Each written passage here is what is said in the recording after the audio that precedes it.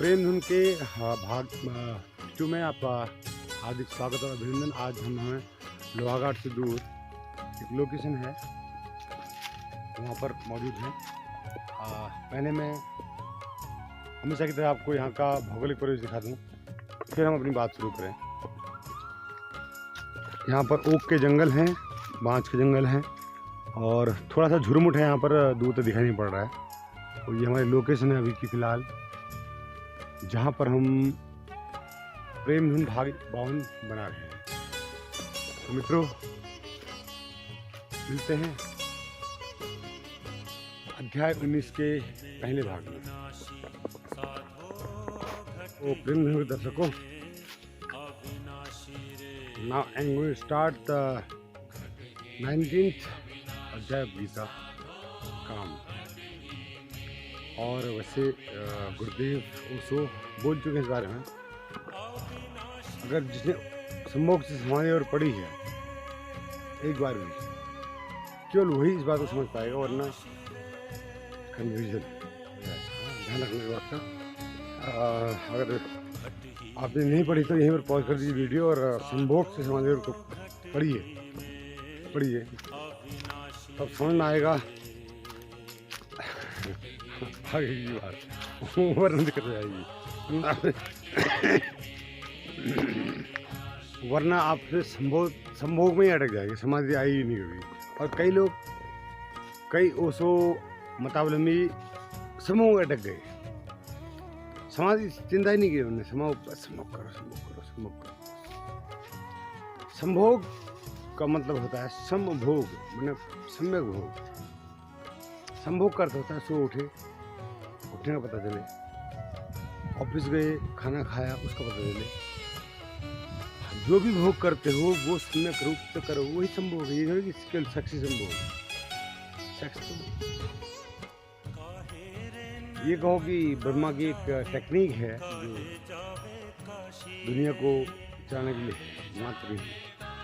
संभोग कोई अर्थपूर्ण नहीं है बहुत ज़्यादा, लेकिन अगर तुम संभोग के अर्थपूर्ण मान लोगे दिक्कत होगी।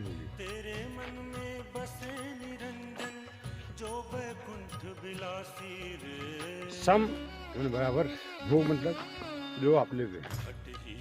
सम भोग। आप सुबह उठे 5 बजे, आपने याद क्या करना है, हे परमात्मा,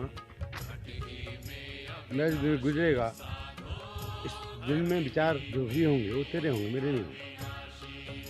विचार होंगे वो तेरे होंगे, मेरे नहीं होंगे। एक बात, जो भी मैं कर्म करूँगा उसका फल तू भुगतेगा, मैं नहीं। दूसरी बात, तीसरी बात, थोड़े ध्यान। ध्यान कोई बहुत महत्वपूर्ण बात नहीं, बस खाली यह है कि अपने आप को इन बातों को जोर करने लायक बनाना, मैं समझ सकूं कि हाँ सब परमात्मा का है। अगर आप नहीं समझ पाए तो दिक्कत होने वाली है। तो संभोग करो। समाधि आपके सामने न होगी तो हो नहीं सकता। ये मुरलीधर का वादा है, तो प्रेम धुन और बेमुरली बजा रहा है, उसका ये वादा है कि अगर आप समय भोग में उतर गए तो निश्चित ही समाधि सामने होगी। और समाधि के बारे में एक शब्द भी बोल दो, मुझे हकारत से नहीं होती। समाधि के बारे में कुछ कहा जाए, समाधि तो गुरु अंधे का आदमी गुरु ख्याल तो गुरु कहना स्वादिष्ट। अंधे से प्रकाश की बात करो तो बेकार ही होगा। तो अपनी आँख खोलिए, और मैं कुछ बता नहीं सकता कि आँख खोलने के बाद क्या दिखाई देगा। अब जब आँख खुलेगी तो आप देख रहे हैं। बुद्ध ने भी कहा था भाई करो और जान। ईश्वर है ये भी नहीं कहा था, नहीं है ये भी नहीं कहा था। ईश्वर होगा तो जान लोगे, नहीं होगा तो बात कह रहे ईश्वर नहीं है, मैं हूँ। एक बात है अमरमस में, एक है जब मैं था तब हरि नहीं, अब हरि है मैं नहीं, सब अंधेरा मिट गया जब भी कोई देखा माना। बात दोनों एक ही है, लेकिन अलग अलग मुझसे है ईश्वर के। भाई ऐसे वाले ऐसे समझो, वैसे वाले वैसे समझो। अहंकार अगर प्रबल है तो आप निर्मल सिंह हो, और अहंकार दुर्बल है तो तुम्हें हो। इससे ज़्यादा सुनना पड़े तो फिर लानत है मनुष्य बुद्धि पर। बैठे कांत ध्यान नित कीजे, बैठे कांत ध्यान नित की। भगवान है या नहीं, ये हमेशा विवाद का विषय है। भगवान है या नहीं, ये मन के लिए हमेशा विवाद का विषय रहा है और होगा ही।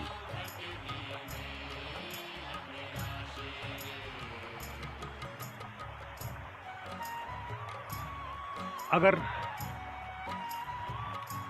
मन ये मान ले कि भगवान है,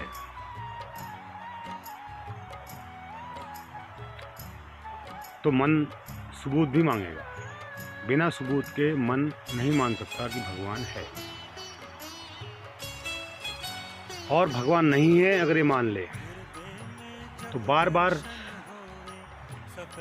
चुनौतियां सामने आती हैं। बहुत सारे अनुत्तरित प्रश्न ऐसे होते हैं, बहुत सारे ऐसे रहस्य मनुष्य के सामने आते हैं कि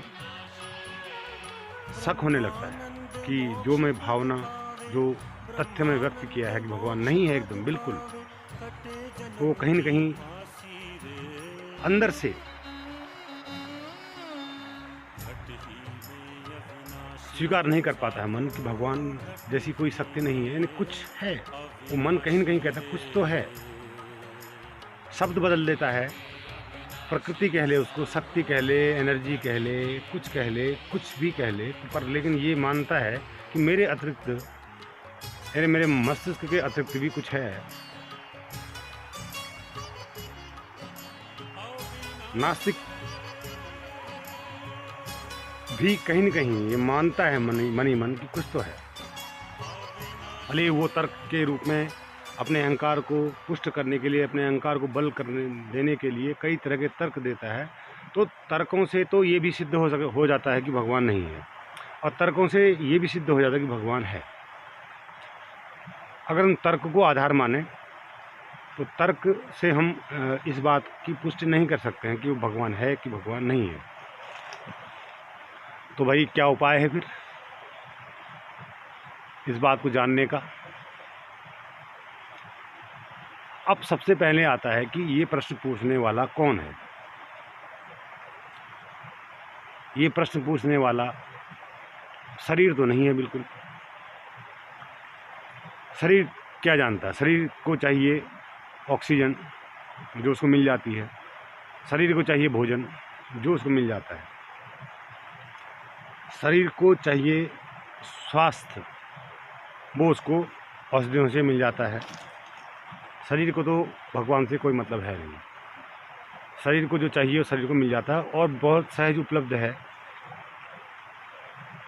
अब शरीर में रहने वाला हमारा मन, यानी हमारा माइंड, जब पेट भरा हुआ हो, जेबें भरी हुई हों, तो फिर हम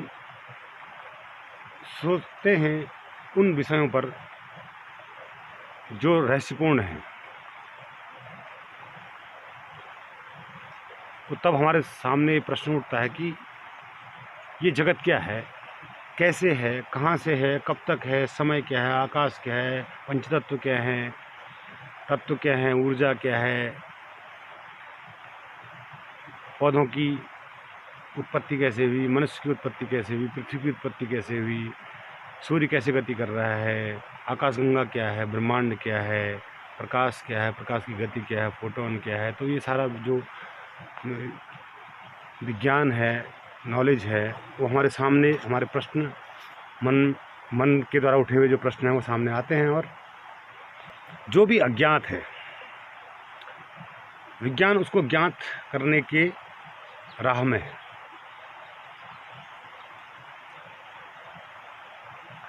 अब यहाँ पर प्रश्न उठता है कि अज्ञात कितना है और हम कितना ज्ञात कर सकते हैं। अज्ञात अनंत है और हम ज्ञात बहुत बहुत बहुत बहुत कम रहस्यों को ज्ञात कर पाए हैं अभी तक।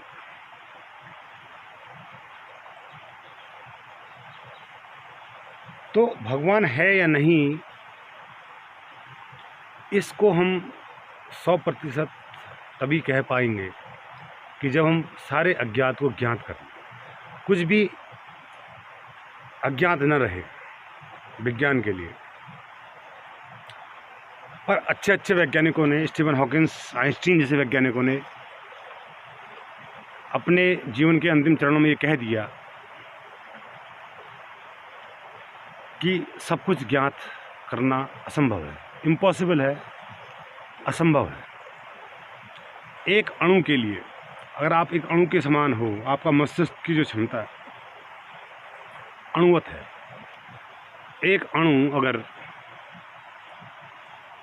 अनंत को जानना चाहे तो उसके पास कोई उपाय नहीं, उसके पास कोई उपाय नहीं है कि वो अनंत को जान पाए। किसी वैज्ञानिक ने कहा था, जब तक परमात्मा को हम लैब में टेस्ट नहीं कर लेते, उसको हम चीर फाड़ कर देख नहीं लेते, तब तक हम नहीं मानेंगे भगवान है।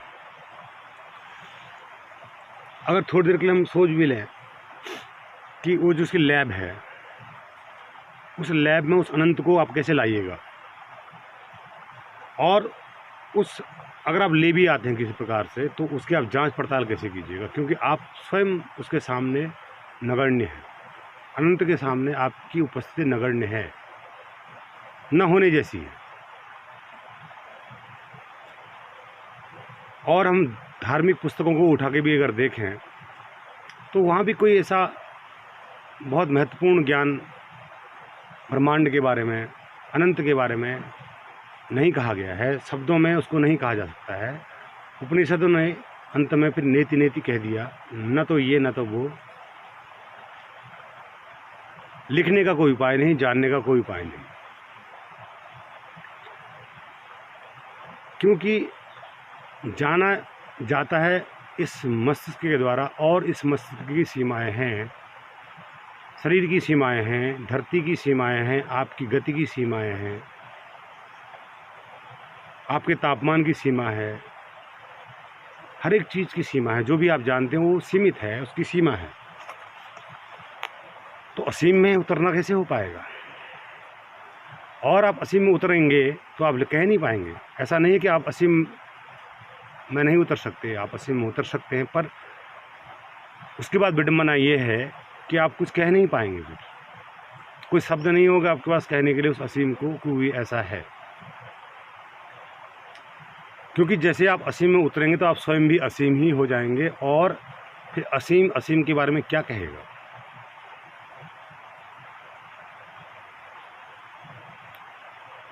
तो ईश्वर को जिया जा सकता है, असीम को जिया जा सकता, असीम होकर जिया जा सकता है, पर जाना नहीं जा सकता। जानने का अर्थ है उसको लिखा नहीं जा सकता, उसको कहा नहीं जा सकता, उसके प्रमाण नहीं दिए जा सकते। क्योंकि आप जिस चीज़ के प्रमाण दोगे वो निश्चित ही आपसे छोटी होगी, वो आपके अधिकार में होगी, आपके मस्तिष्क के अधिकार में होगी। उसी बात के आप प्रमाण दे सकते हैं, तभी उसके प्रमाण दिए जा सकते हैं। प्रमाण उसी बात के दिए जा सकते हैं जो आपसे बड़ी ना हो। और यहाँ तो बड़े की बात ही नहीं है, तो अनंत की बात है। तो अनंत के आप प्रमाण कैसे दे सकते हैं? तो विज्ञान के लिए परमात्मा को स्वीकार करना अभी तो संभव नहीं है, और आने वाले 500,000 सालों तक संभव नहीं रहेगा। लेकिन अब विज्ञान कहीं न कहीं मानने लगा है, कहीं न कहीं वो अपनी हार स्वीकार करने लगा है, कहीं कहीं वो अपने हाथ खड़े करने लगा है। जब वो पदार्थ की सूक्ष्म अवस्थाओं के रहस्यपूर्ण व्यवहार को देखता है तो उसे लगता है कि तथ्यगत कुछ नहीं है, प्रमाणित कुछ नहीं है। क्योंकि जब हम पार्टिकल फिजिक्स या फिर क्वांटम फिजिक्स पढ़ते हैं तो वहाँ पर हमें कणों का व्यवहार कुछ अजीबोगरीब नज़र आता है। अब यहाँ पर अजीबोगरीब कहने का मतलब है कि उनकी कोई फिक्स प्रॉपर्टी नज़र नहीं आती है कि अभी ऐसा ही व्यवहार करेगा। ये जो पार्टिकल हमको प्राप्त हुआ है, इस पार्टिकल की उपस्थिति यहीं पर मौजूद होगी, या इस पार्टिकल की उपस्थिति या इसका जो मोमेंटम है या उसका फोर्स है या जो भी उसके पैरामीटर्स हैं वो फिक्स होंगे, ऐसा विज्ञान कहने में सक्षम नहीं है, नहीं हो पा रहा है और नहीं हो पाएगा। तो जब इनके अनुप्रयोगों को हम करते हैं, उनके अनुप्रयोग हमारे सामने ज़रूर हैं, मौजूद हैं हमारे सामने। हम आज हमारे हाथ में मोबाइल है तो ये उसके अनुप्रयोग हैं, वो स्वयं नहीं है। जल अपने आप में क्या है इसको हम कभी नहीं जान सकते, और जल के प्रयोग क्या हैं ये हमें पता है, क्योंकि जल भी पार्टिकल से बना है और पार्टिकल की अंतिम अवस्था में फिर हम भटक जाते हैं, क्वांटम लेवल में हम भटक जाते हैं पार्टिकल के बारे में। तो संसार में जो भी है उसके प्रयोग आपके लिए क्या हैं ये आप जानते हैं, उनका उपयोग कर लेते हैं, पर आप वो क्या है ये नहीं जानते। एक पत्थर को भी आप पूरा नहीं जानते, आप इस पत्थर को भी पूरा नहीं जानते कि पत्थर क्या है।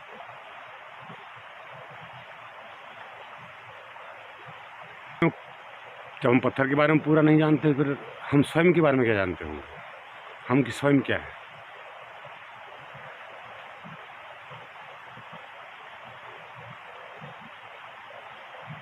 हम अपने बारे में क्या जानते हैं, हम अपने प्रयोग जानते हैं कि हमारा क्या प्रयोग है।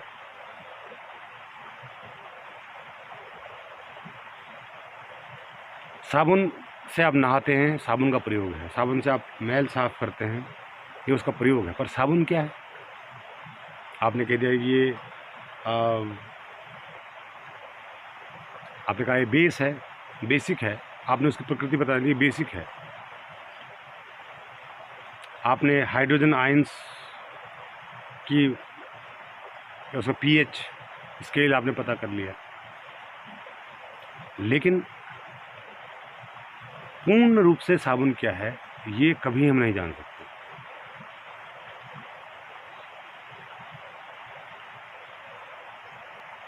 तो किसी भी चीज़ को जानने का कोई उपाय नहीं है।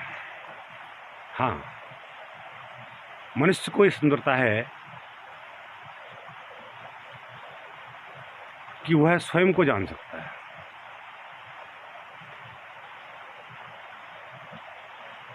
और जानना का अर्थ ये नहीं है कि जानने का अर्थ ये बिल्कुल भी नहीं है कि आप उसको पुस्तकों में लिख दें कि मैं क्या हूँ। आप अपने प्रयोग लिख पाएंगे और अपना होना नहीं लिख पाएंगे। होना केवल अनुभव किया जा सकता है और अनुभूति को कहा नहीं जा सकता, जिया जा सकता है। तो यही स्वतंत्रता है मनुष्य की, और इस स्वतंत्रता का आप पूरा लाभ उठाएंगे ऐसी उम्मीद करता हूँ। और अगले अंक तक के लिए अलविदा, नमस्कार।